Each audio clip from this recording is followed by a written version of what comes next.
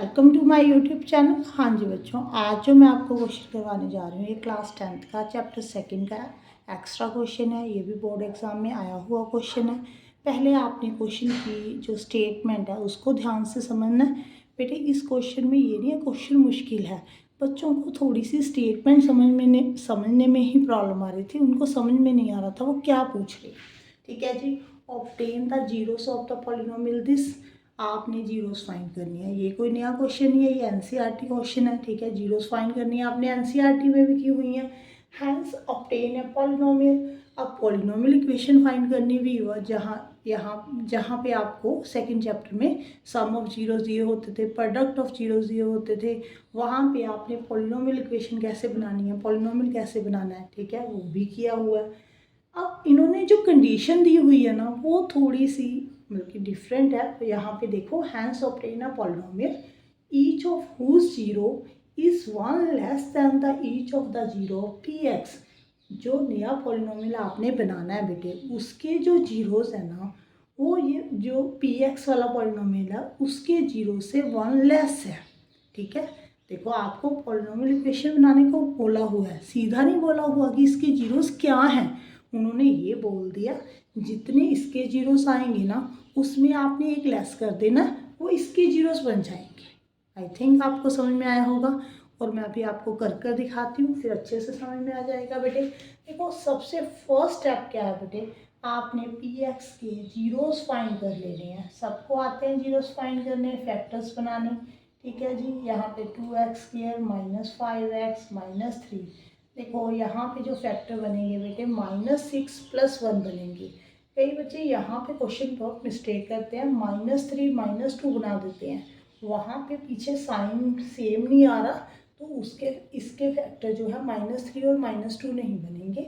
यहाँ पे 2x² minus 6x + 1x लेना है आपने। ठीक है जी, अब आपने यहाँ से कॉमन निकाल देना बेटे, 2x x माइनस 3, यहाँ पे 1 x माइनस 3, कॉमन क्या है x माइनस 3। एक तो फैक्टर जो है x माइनस 3 बन गया, सेकंड जो फैक्टर 2x + 1 बन गया। ठीक है जी, x माइनस 3 को इक्वल टू 0 कर दो बेटे, x3 आ गया। यहाँ पे 2x + 1 को 0 के इक्वल कर दो तो x कितना आ जाएगा, -1/2। ओके, अब इस पॉलिनोमियल इक्वेशन के जीरोस जो आपके पास आए हैं वो 3 और -1/2 आए हैं। ठीक है जी, अब उन्होंने बोला कि पॉलिनोमियल फाइंड करनी है, तो आपको ये तो मालूम है कि पॉलिनोमियल इक्वेशन का फॉर्मूला क्या होता है कि एक्स के सम ऑफ जीरोस, ठीक है जी, x plus product of zeros, यही होता है ना बेटे। अब इस पॉलिनोमियल के जो जीरोस हैं उन्होंने क्या बोला है, वो पी एक्स के जो पॉलिनोमियल के जीरोस हैं ना उससे 1 लेस है। अगर ये 3 है तो इसके क्या होंगे, 3 - 1 2। अगर ये -1/2 है तो इसके जो जीरोस हैं वो क्या होंगे, -3/2। अब बताओ, मुश्किल है बेटे। अब आप ऐसे करो, सम ऑफ जीरोस निकाल लो।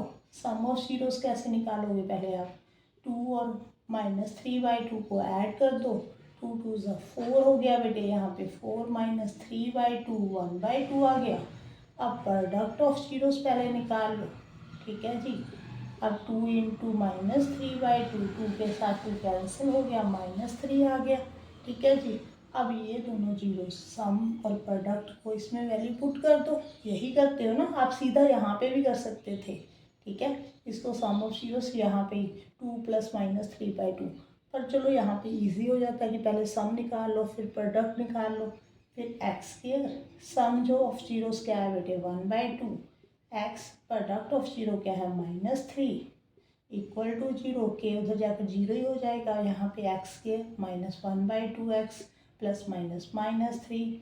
अब एलसीएम ले लो बेटे, अगर आप एलसीएम लोगे देखो 2x² आ जाएगा, यहाँ पे -1x -6, 2 नीचे आ गया बेटे, 2 उधर जाकर मल्टीप्लाई हो गया, तो जो पॉलिनोमियल इक्वेशन बन गई आपकी वो क्या बन गई बेटे, 2x² -1x -6। ओके, देखो अब आप इसके फैक्टर्स बनाकर देख लेना। जो फैक्टर्स बनेंगे ना उसमें आप जीरोस फाइंड करके देखना, ये दोनों ही इसके जीरोस आएंगे। देखो क्वेश्चन मुश्किल नहीं था बेटे, क्वेश्चन आपने जीरोस फाइंड करने एनसीईआरटी में सीखे हुए हैं, पॉलिनोमियल बनानी भी आपने एनसीईआरटी में सीखी हुई है। बस यहाँ पे एक कंडीशन दे दी कि जो आपने पॉलिनोमियल बनानी है उसके जो जीरोस हैं ना, इसके जीरो से 1 लेस है, तो आपने 1 माइनस करके पहले जीरो फाइंड करने हैं, जीरोस फाइंड करने हैं, फिर आपने पॉलिनोमियल इक्वेशन बनानी है।